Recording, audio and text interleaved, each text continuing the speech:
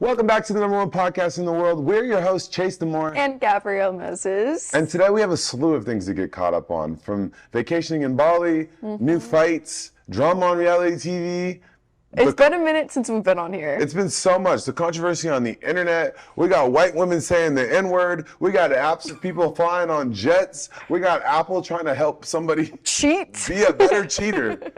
Anyways, diving right into it, we want to talk about Bali. Bali was an interesting experience. So much fun. I literally loved it. There's ups and downs during the vacation. Ups and downs is putting it mildly. You know, we dealt with the taxi mafia. Let's just go right into that. Oh my gosh, we had to change our Airbnbs because, do you want me to tell the full story? Or? Go ahead.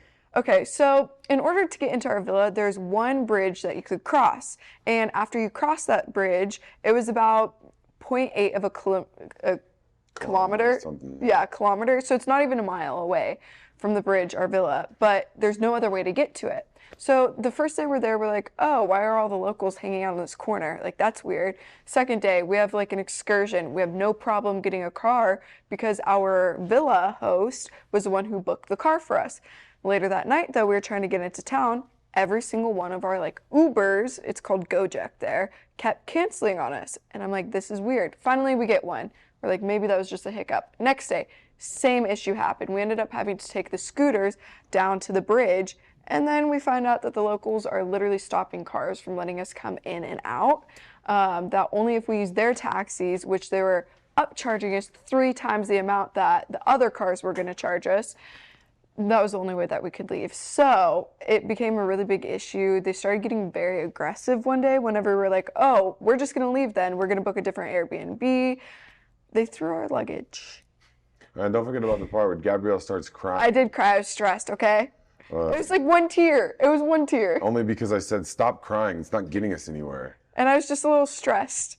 And I was like, I've never been in this situation. And they were pretending they knew English. Like, they knew enough to where we were like communicating fine. And then all of a sudden, as soon as the dude gets frustrated, he just stops talking to us. You know, here's the thing with like stuff like that too, is like I don't play that lightly. I got on my scooter, I went down to the bottom of the hill, I started yelling at them, and I'm the type to stand on business. So I called the taxi and we loaded the bags right in front of them, and we still, got back to Canggu. That's more like the beachy area. Yeah. And in my defense, I told Gabrielle she wasn't gonna like Ubud very much, and she just was so set on wanting to go there. But the villa was so beautiful. It was also covered in bugs, in the middle of the forest, in the middle of a rice field. Yeah, no, but it was fun, and I'm glad we got to experience it a little bit. At least now we know if we ever go back. We're not spending a week in Ubud. Yeah, if you go to Bali, Ubud's not it. Just day trip it there. That's all you need. Like 2 days. Like go there one day, go back the next day, whatever. That's plenty of time you need there. But overall we saw some amazing. There's like monkeys running around. We saw the elephants. I did not get attacked by a monkey.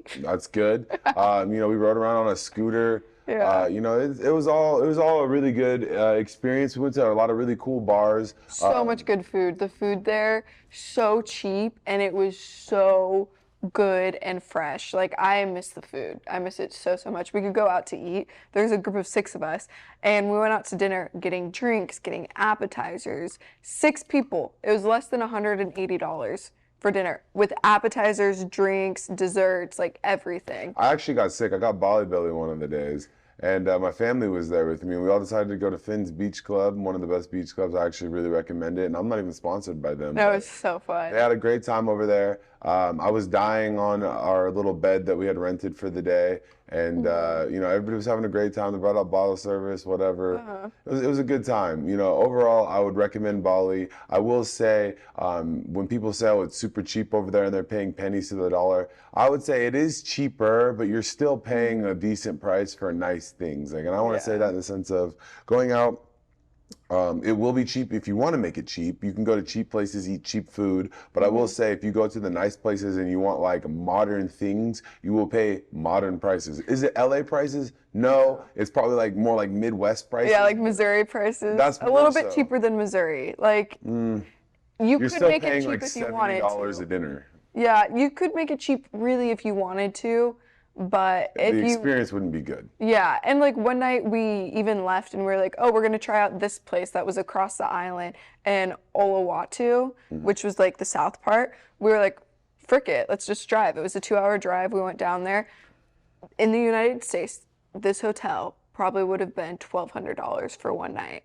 Like that is true. It was like $300-$400. I've never seen such a beautiful like landscape, and it was like a full resort with multiple hotels. Like as soon as you get there, you get like a welcome little juice. They lay you, and the view was just insane. Well, honestly, it's also being hyped up too because prior to going and staying there, after me trying to convince Gabrielle we were going to stay there that day, we were also at the Airbnb in the middle of the rice field in the middle of the jungle. So there was tons of bugs and like it just wasn't like ideal. The villa was beautiful, don't get me wrong. It was. But I just think that if you are a younger crowd, I definitely wouldn't recommend going to the villa. Unless you're like one of those hippie people, like then you go have your mushroom experience elsewhere. Yeah. But you know, other than that, Bali was great. The flight was a bit long, but definitely happy to be back here in LA. Do you want to talk about what happened to you in Bali with your leg?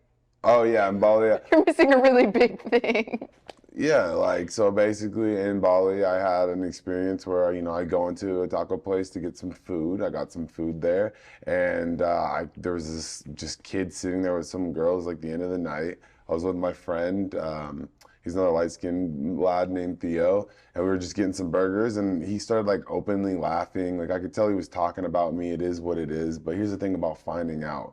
I went and I sat down. I was having a burger with him, and the guy like is clearly still talking about me, but I'm like ignoring him. I'm talking to my friend Theo, but my friend Theo, he's the type of guy where when he gets annoyed, he doesn't want to talk back, and so he's kind of just like sitting there, just minding his own. And so the guy gets up to leave, and he looks at my friend Theo on the way out, and he goes, "Oh, you got nice eyes." And so my friend Theo at this point is like triggered. So he's like, "Let me talk to you real quick." And he like slides out of the booth.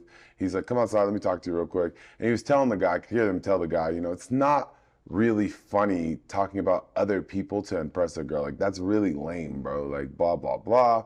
And at this point, I looked over and I saw the guy like take off his bag and hand it to this girl. So I got up and ran out there to de-escalate the situation. And basically, when I got out there, the guy was like saying something to Theo, like, "Yeah, but you couldn't hear me talking about him." And then he looked at me and goes, "Did you hear me talking about you?" And I said, "I don't know, were you talking about me?" And he goes, "Yeah, I was, but you couldn't hear me." And I was like, "Well, then that is lame, bro." And he kind of like smirked at me. He's like, "Oh, I've seen your boxing, blah, blah, blah." And I was like, kind of like laughing, like, bros watched the fight, like my first day of boxing. Like, "Okay, yeah, do you want to test it, buddy?" And he goes, "Yeah, I do want to test it." And then punches me in the nose. And I immediately was like, all right, now we're gonna fight, bro. So I start fighting this guy in the middle of the street. I've knocked this kid out within like 15, 20 seconds, like really humbled this kid. Right in front of this girl he was trying to impress by talking about me. He's like knocked out in the middle of the street and there's cars coming. I'm not gonna just leave him there. So I pick this kid up and I go to like lean him against the wall, but the wall was like hollow. So we fell through like 6 feet down. 6 feet down we fell through and I smacked my leg on the side of the rock and busted it open. So now I got this gaping wound in my leg. And we're not talking like a little hole. We're talking about like a 3-inch long gash that's about like half an inch deep, like right on your shin. If it was any deeper, I think you would have seen the bone. Yeah, and so basically at that point, I didn't even really notice because I'm kind of like on top of this guy, and he's like still like coming to from the knockout, and he starts like trying to kick me like one of those little kids. And I'm sitting there just yelling at him, like, "Bro, you see what happens when you find out? You fuck around, you find out." You know what I mean? And so I climb out of this hole and I reach back to help him out of the hole. It's like a 6-foot drop. I help him out and he was kind of like crazy, takes off all his clothes. He's in his underwear, like running around. I don't know what was wrong with him. So anyways, so I go back into the restaurant. I finish eating my food and he comes back to the restaurant. And I could tell like there's something severely wrong with my leg because I can't really put pressure on it. But I don't know that I cut it at this point. And basically, he started wanting to fight my friend. He's like, "Nah, I mean your friend one-on-one." And my friend goes, "You just had a one-on-one and you got nicked, man. Sometimes you win, sometimes you lose." And so I like limp back over there. I'm like, "Bro, why are you trying to fight my friend now? You don't want to fight me anymore, you want to fight him? Like, go home." I looked at the girl he was with. I was like, "Can you get your boyfriend? Like, please take him home. Like, he's going to get seriously hurt. He's like messing with the wrong group of guys." Eventually she got him to leave. And I ended up going back to my house. We had like these scooters. I got back and I couldn't put any pressure on my leg or walk up the stairs. And so I dropped my pants to like look what's going on. I find the hole and my friends all start like freaking out. Like, "We got to get you to the hospital, man." And, Blood just gushing. Gushing. So it's like a third world country basically. So they take me to the hospital and they basically like stitched me up in the middle of a waiting room. They're just letting people come in and out of this thing. And I ended up like extending my flight like, a day. Like it was really like 12 hours. Yeah, because this happened like The day I was supposed to leave. The 6 hours before your flight? Yeah, so like obviously I couldn't get on an airplane. I also would like to say I wasn't even there. I already flew back to the United States. And so I went and took out the garbage and I left my phone up in the apartment because I was like, oh, it's only going to be a few minutes. I come back, there's like 10 missed calls from Chase. And I'm like, oh no, what is going on? And then I have like 5 anger texts. Why aren't you answering your phone? Like, this is important. So then I finally call him back and he just doesn't say anything, immediately just shows me his leg. And I'm like, what happened? So then that's how I found out what happened. And you're sending me Snapchats in the hospital of the dude just stitching you up with these giant stitches, even cutting your leg open more so that he could stitch it better. And the iodine that he put all over your leg to like... Anyways, this is getting too gruesome. Gabrielle has a run-on sentences. Sorry.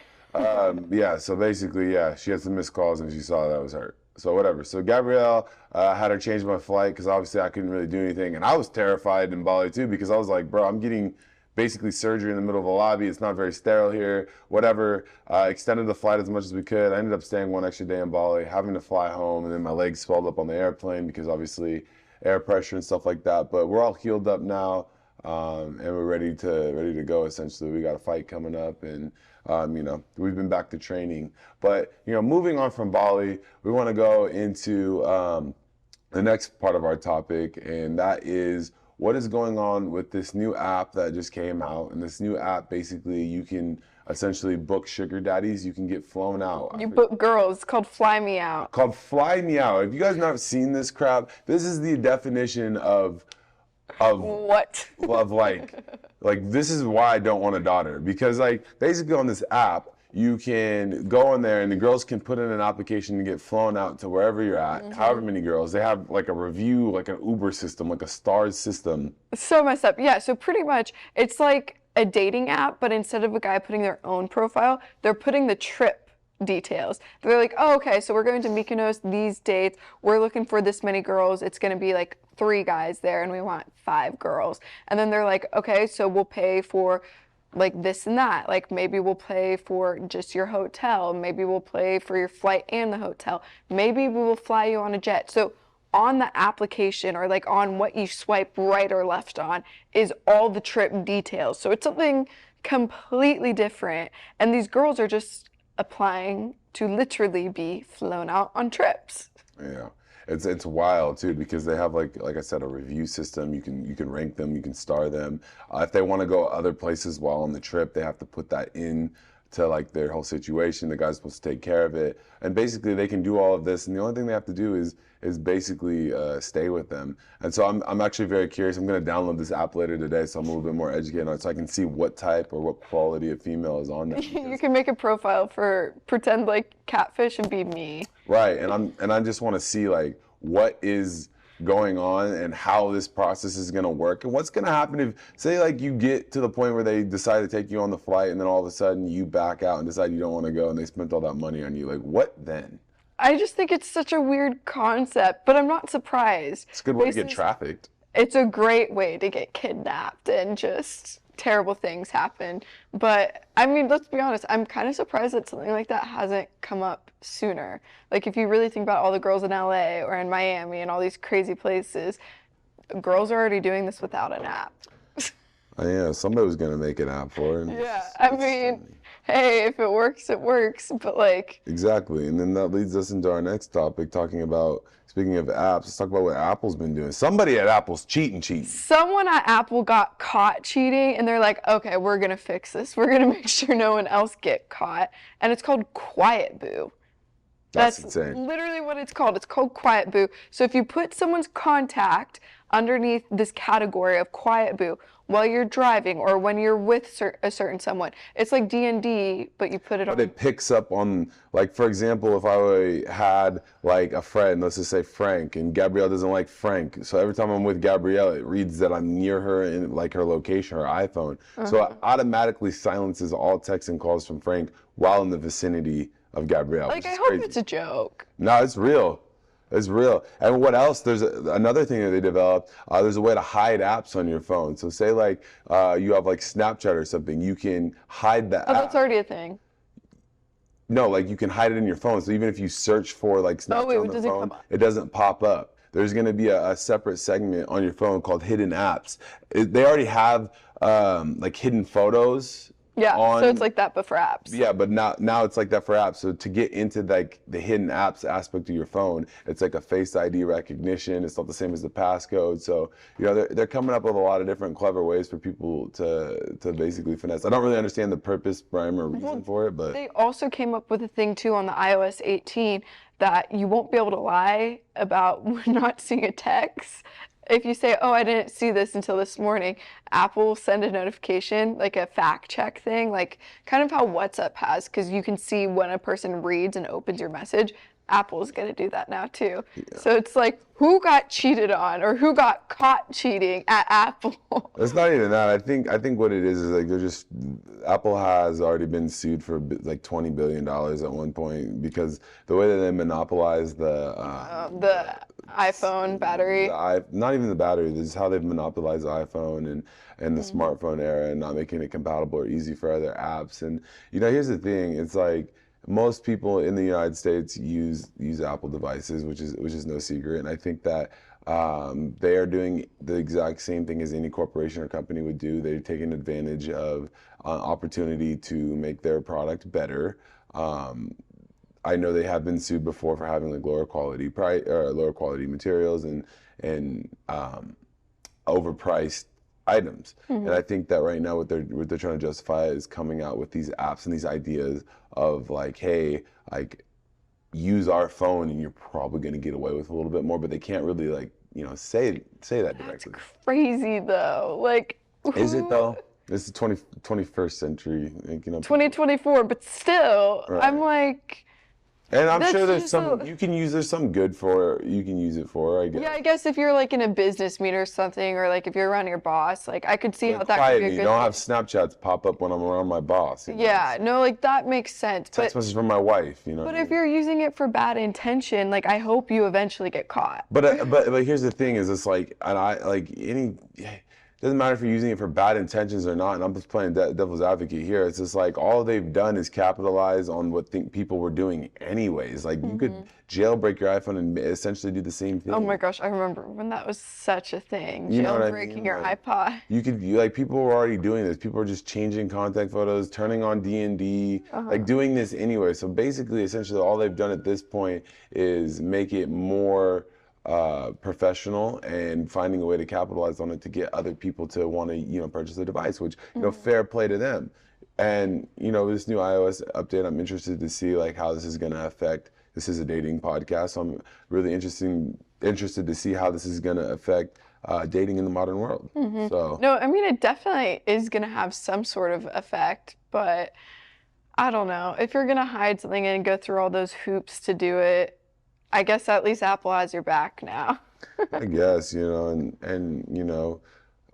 just piggybacking off that a bit, it's like, well, now looking at, in Europe, they use a lot of those Androids and stuff. So I think like, it's a good transition to get, iPhones over to Europe. I know now they're doing the thing where, iOS is completely like security locked, and there's ways to text off a satellite when you don't have service and stuff. And I think, like that stuff is very revolutionary, and I think that stuff's brilliant, similar to like how Elon Musk has completely turned Tesla around, and now he might be leaving Tesla if they integrate. Oh, I didn't see that. Yeah, Elon Musk might be bouncing from Tesla, and like that's what essentially saved Tesla. So, that's going to be something big. They basically said if they incorporate AI into his company, he will no longer allow iPhones inside of any of his Tesla company. And because he's not the sole owner of Tesla. Yeah, he's just majority holder. Right, and so basically, if they integrate some of these features, I know like June 13th is like a big day for a lot of Tesla stockholders.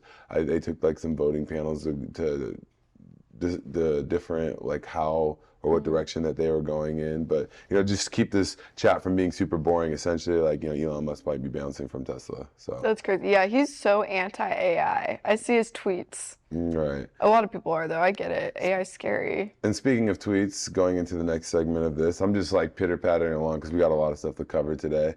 Going into the next segment, talking about recently Twitter beef between Bradley Martyn and Logan Paul. I don't know if you're familiar with this, but Bradley... I saw a few of the tweets. Exactly. So Bradley Martyn, one of my good friends, Logan Paul, another one of my good friends, have been beefing a lot recently. And, they basically, Bradley had tweeted at him basically saying, hey, we can squash this beef, have a street fight. I'm 260 in front of Zoo Culture. And Logan flew to LA and they did the fight. No cameras, no recording, nothing. And basically, they just kind of talked about it. You saw a little clip before, Bradley having him put the camera away. You saw the clips after the fight. Bradley and him are both winded. And, I texted Bradley Martyn separately. I put the text right here. Basically, I'm just checking on Bradley Martyn. He was just like, yeah, bro, it was a really good scrap. I had a lot of fun doing it. I just got to get my cardio up a little bit. And it was fair play to Bradley because muscle weighs a shit ton. And when you get tired, pure muscle too. Yeah. And so from Logan's perspective, Logan comes from the WWE. He does a lot of that acrobatic stuff. And basically what he said happened. This is a quote directly from Logan. He was saying they got into a fight. They threw a jab. There's a couple punches. Bradley had him in a half guillotine, and Bradley's a strong mother effer. Got him on the ground, but then Logan somehow got an escape because it is wrestling. He started punching him in the back of the head. Was bouncing his head, and they went at it for a bit. Mike was there. Mike didn't break it up. Kind of let them go at it, but it seemed from at the end of that the beef was finally squashed. It never is squashed. It never is, but I feel with guys when they fight and they get the egos out the way, it seemed they were on good terms. Obviously, I checked on Bradley. Bradley's he wants to run it back in a real bare knuckle, real scrap when he's got time to train and burn off some of that muscle. He is 260 of solid muscle, and that's a lot. How much is Logan? Logan's probably 210, 215. Oh, yeah. That's a big difference. Weight-wise, yes. But in terms of fighting, if you have two guys that never have fought before, the bigger guy will probably win. But Logan has had boxing matches, and Logan has had wrestling matches, and Logan knows how to pace himself. Whereas Bradley, he lifts a lot of weights, doesn't do a whole lot of cardio. So. Yeah, you would get winded so fast if that was you would have to drop down to 230 to fight him. Exactly. And I think it was good that they finally squashed that beef because that's been ongoing beef for years. Yeah. Now you got Ryan Garcia, who has been being arrested. Now he's on Twitter with his Twitter fingers talking about he wants to fight Bradley the same way Logan did, or he wants to fight Logan the same, or he doesn't want to fight Bradley. He wants to fight Logan the same way that Logan fought Bradley. And Ryan is what, 185? That doesn't even matter. Ryan's a fighter, Logan's a wrestler. It doesn't make a difference. More or less, I think that. Just a lot of just egos really flexing right before the summertime. Oh my gosh, guys and their egos, especially with social media, it just makes them want to argue with someone, I swear. They're I have a point to prove. And the point, no one cares. The point is almost improvable. It's we don't really care. Yeah, well, I'm just confused too. Were there really no cameras at all at the Zoo Culture fight? Well, obviously Bradley probably has security cameras recording in there anyways. But I don't know if he'd post the footage. I don't know if he won or lost the fight, to be honest, but I don't think he would post the footage. Yeah, out of respect. Yeah, they had a mutual gentleman's agreement not to post that. But, if you guys want to watch the clip, they have the aftermath right here. You guys can watch it. But, yeah, overall, it was a really good clip. But transitioning into the next part, talking about perfect match. Oh, the drama. I've just been seeing TikToks. Oh my God. All of the TikToks. I'm are you guys just now causing more issues outside of everything just to get views? The drama of reality TV is just so ridiculous. I don't know about you guys. I don't care how down bad I am. You'll never find me almost in my 30s sitting under a blanket crying. Or leaving a house crying. We got these grown men crying on national TV, crying on reality TV, crying on these dating shows, and playing victim. And then capitalizing on it after the fact. Capitalizing on it, claiming to have feminine energy and being in touch with your feminine side because you're trying to capture an audience of people that are oh, he's so cute because he's in tune with his feminine nature. And I'm I don't claim to be any sort of sexist or anything like that, but all I'm saying is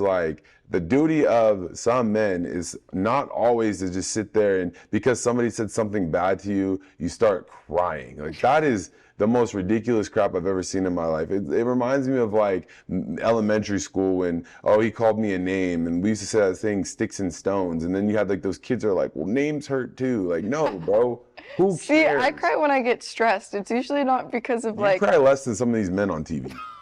Thank you. And that's saying something, you know. And like, I'm not here to like play the blame game or not, because like I like some of these guys, but I said it on season 1. You know, I called somebody a crybaby, and then they tattooed crybaby on their neck and like whatever. And like, I actually like the guy. I don't mind him at all. You know, and then season 2, you got his best friend hiding under a blanket and crying because he didn't get his way, because you got Elise calling him out for being a fraud, and then, you know, Jess coming in and telling him like, yeah, bro, like, no offense, but your track record, you kind of follows you. And I've said this to a T, Gabrielle. I say at a certain point, you got to stop blaming the guy. And this is where I'm going to take Harry's side for a second. If you know Harry and you know his track record and you know what he does, don't be upset when you go in there and you fall for the same ploy. Like, you understood what he was doing on there. And you've seen him do it before. You've seen him do it 100 times. And then don't sit there and pretend to feel bad for a guy, because he understands that he's an opportunist. Everybody knows this. Yeah, I give him fair play. He does a great job getting clicks. But what he does is he understood that Dom got a very strong audience from crying from season 1. And the guy goes on there. He says he's been going to therapy. He says he's been working on himself. He says he's just come from Dancing with the Stars. He doesn't let anybody forget that. And then he goes and he cries underneath the blanket. He cries because he understands he's going to get sympathy for crying. And he got some views and some clicks for doing that. Right, and then like, here's where I'm going to also play devil's advocate. I like Georgia. Georgia's one of my really good friends. I think Georgia's getting a really bad rap right here because, you know, she platformed him. She used her time with Perfect Match, and obviously Harry was dating her when Perfect Match came up, and now he's not with her. I said that, you know, then. I'm going to say it now. I think it's a very opportunistic thing, and I think that the situation with Georgia right now is very unfortunate because, you know, they're on there basically saying, you know, she cheated. Whether, you know, that is true or not, I don't think it's very fair to like air that on Netflix, because I think that she already dealt with this one time. Now she's gonna have to deal with it again, and she's actually been in therapy, and, you know, she's not posting videos of her crying. Yeah. You know, and she's got a happy relationship now. She travels with her boyfriend. She's doing the thing, but it's just like very problematic because now it's like she goes places and people are gonna be like, oh, well, you cheated on Crybaby Boy from season 2 and Crybaby Boy from season 1. It's just like opening up an old wound that already like kind of healed, and like you were just starting to feel better about that entire situation, and now Netflix goes and like airs you out and you can't defend yourself because you're not even there. I mean, I don't even know if it's like necessarily Netflix that's airing them out, because Netflix has a job to create a show. Yeah. The show is drama, the show is reality TV. It's the people on the show that are going on there saying like, well, I don't think that season 1 was very successful because, you know, the perfect match didn't match and blah, blah, blah. Like, I think that's really stupid because, in my opinion, I think that you are basically taking a girl that has nothing to do with either one of you anymore. You guys made a friendship, which I think is also really weird. Like, I don't think that, like, why are you friends with your ex's ex? Mm-hmm. You know, and you guys have like this friendship, you guys have this bromance, and I think that they were in the running for the Netflix awards for biggest, you know, friends or whatever. It doesn't even matter. But I think that, you know, just coming off the drama of Perfect Match, I think Chris Hahn has done a great job. You know, with his matches. I think, you know, Elise has done a great job. You know, she was with Harry for a bit, but, you know, they had a great conversation. And here's another thing, talking into the Perfect Match drama, is like, say what you want about me on reality TV, but at least every time I broke up with my girl, it was always like a normal conversation. It was never of me going there and being like, oh, hey, like, I'm going to go match with her, and then laughing at the girl because she says that she got upset. Like, you know, I think that that was a low blow. And like, moving on from like those two, just in general, I think like a lot of the breakups and stuff that was happening on season 2 of Perfect Match were definitely not ideal. Mm-hmm. You know? I mean, I feel like also on season 2 of Perfect Match, they edited things too to make it look even more dramatic than it really was. And like, it just makes me wonder like what was really going on during all of that. And like, is the beef that everyone is saying that they have on TikTok and social media, is it real, or is it just for views and people wanting attention and they're just reaching? Yeah, I think it's a little bit of both. And I think that, you know, people have been going on reality TV, especially like Perfect Match, and it's just like, the idea of Perfect Match is really good, don't get me wrong, but I think that a lot of people go on there with the wrong intentions. They're not there for genuine purposes. And I think that the biggest thing coming off of that is understanding that people are on there to build the career for themselves and not so much to find love in dating.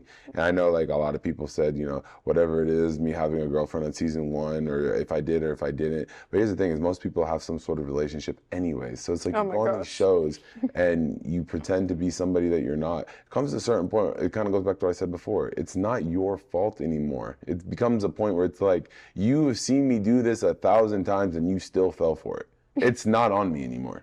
Like, you're stupid. Not really, but like... You are, you're stupid. Know? Like, you've seen me do it on this show, you've seen me do it on that show. And I fully and you're like, how the hell does he keep convincing these girls that he's changed?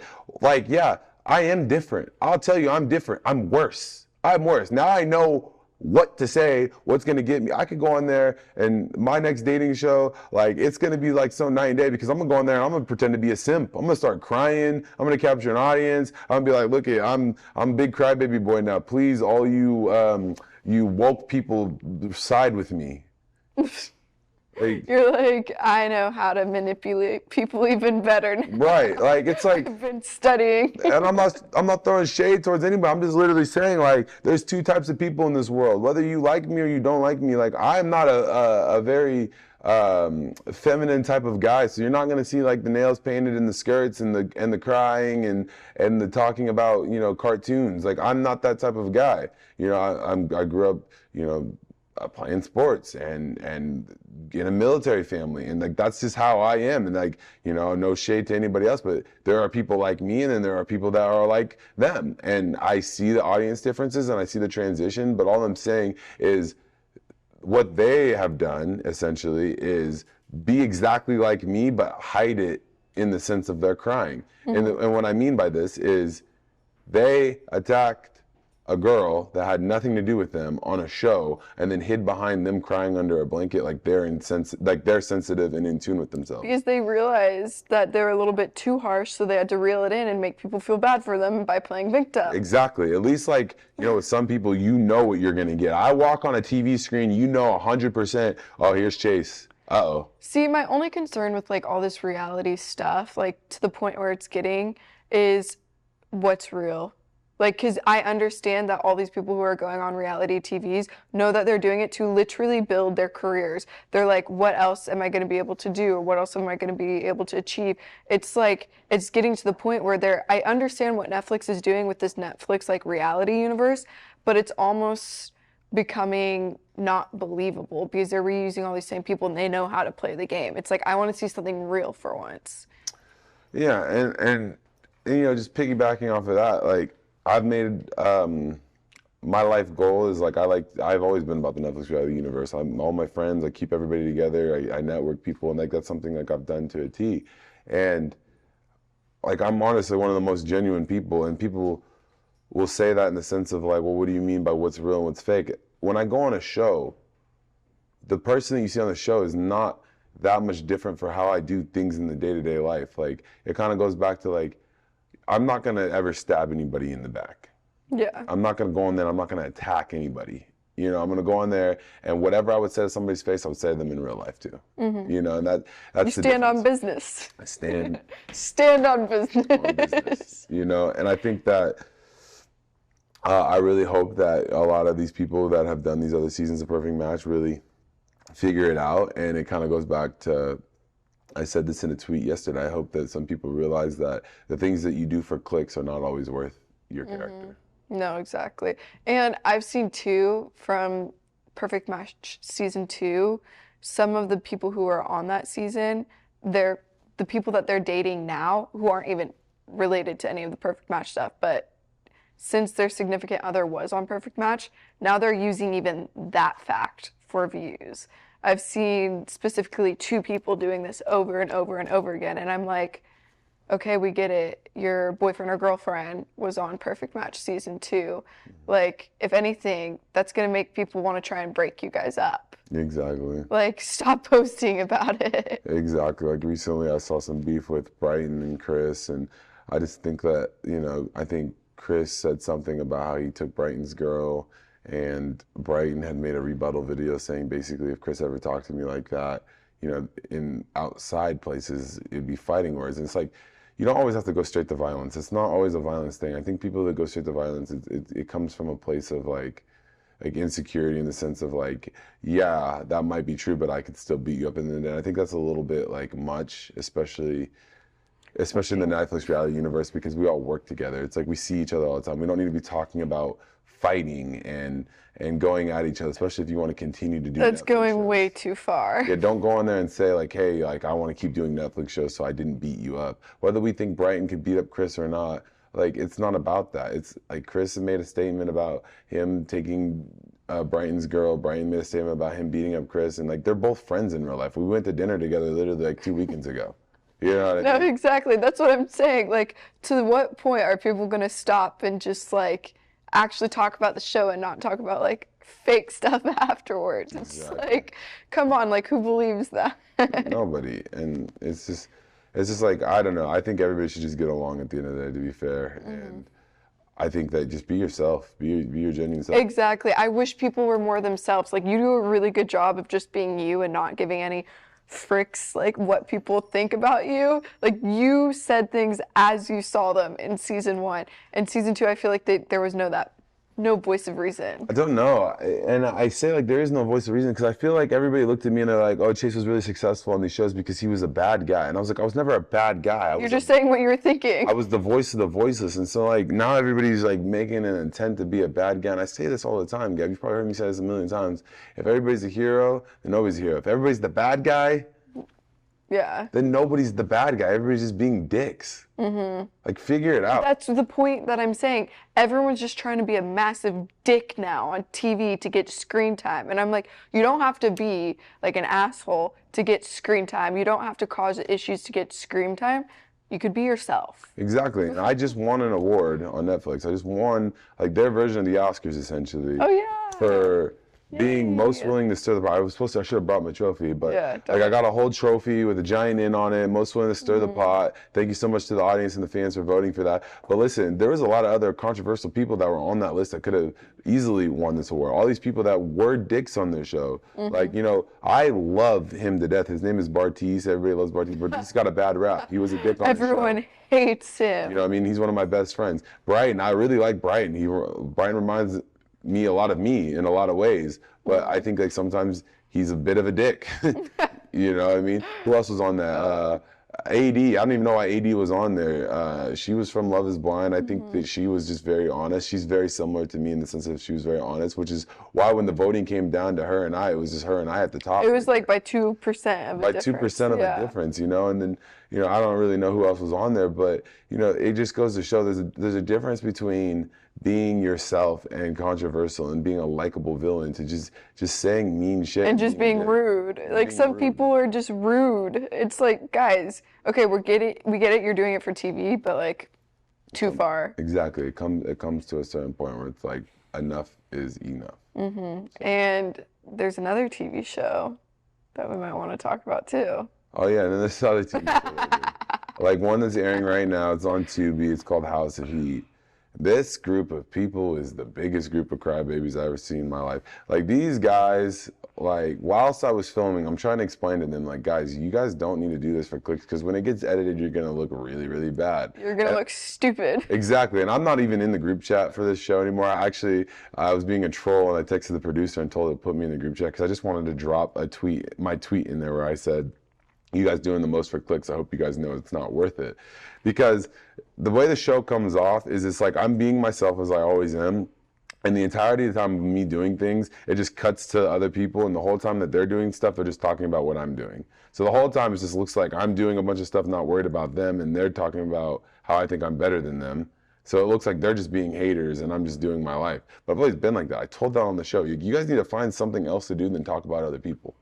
Yeah. It's a bunch of like really raunchy individuals. Even when you were filming it, the things that like I heard through the grapevine, I was like, this is just raunchy. Like, what is the point? And like hearing what other people were doing during filming, I was like, Do you have respect for yourself? Yeah, and I wish I really never would have done it, because it's like, I got nothing out of that, and like they use my face for clicks and views and stuff like that, and like they could say what they want about anything that was going on there. Like, you guys just spent the majority of a show that, mind you, I left early on talking about me. So all you guys, and then you guys continued to talk about me after I left the show. It was a bad experience for me from start to finish, and the entirety of the time you guys have done nothing but make my experience on there like, I guess, worse for me, but better for the viewers, because now all you're doing is talking about me the entirety of the time. And then they tried cornering me. They were actually here one day while we were filming the podcast, and they were trying to like manipulate things and like twist it, and I'm like, I'm not falling for that. I'm not stupid. and from start to finish, it was just not an ideal experience. Now they're seeing. None of them want to promote the show because now they're seeing the error of their ways.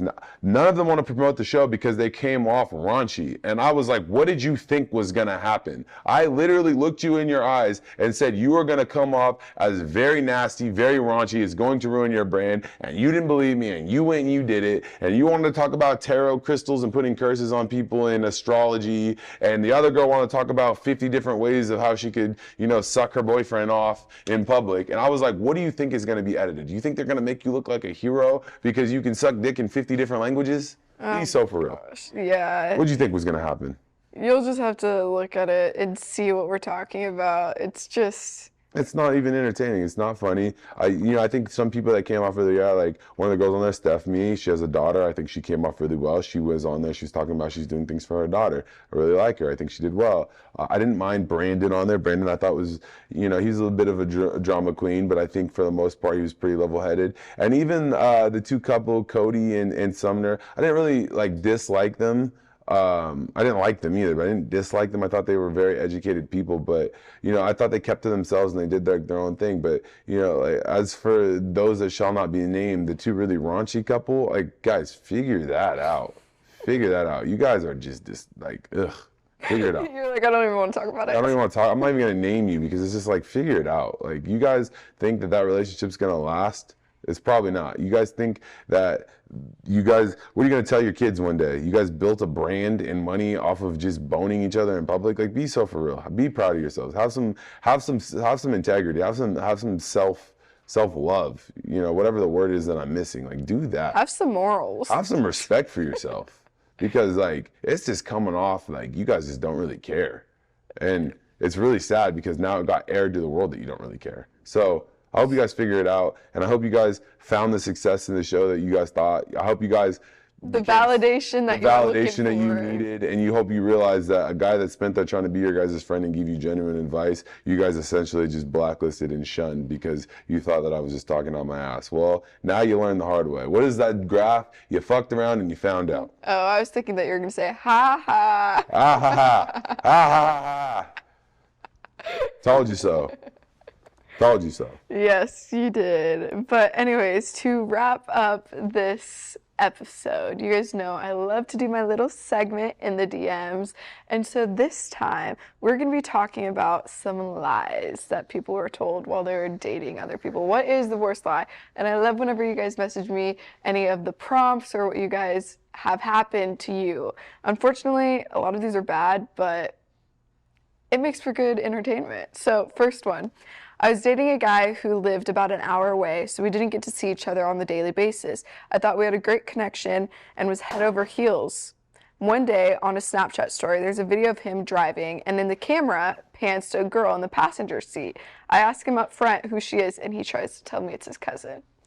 It was not his cousin.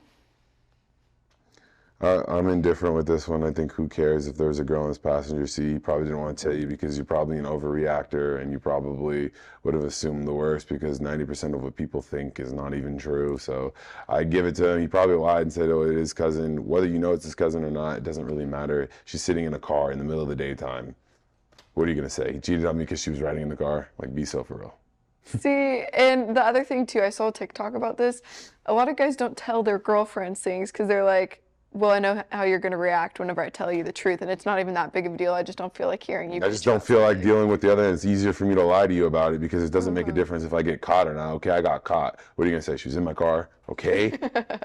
Like, and? They're everywhere. I walk outside. There's a girl outside. Is that the same? No, but she was in your vicinity. Okay, sorry. Oh, my goodness. Okay, this one. Ugh.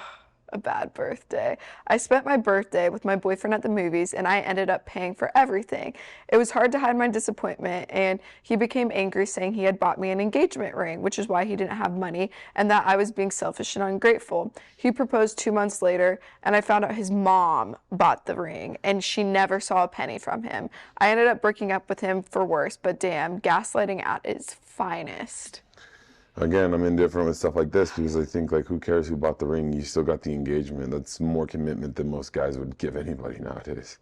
Yeah, but it's like, if you're going through a financial hard time, just freaking say that. Girls are I mean, I'd be understanding. If you're with a guy for his money, like, good luck. Like, you're literally mad because you didn't pay for your movie ticket? On her birthday. Like, are you joking? But it's her birthday. So?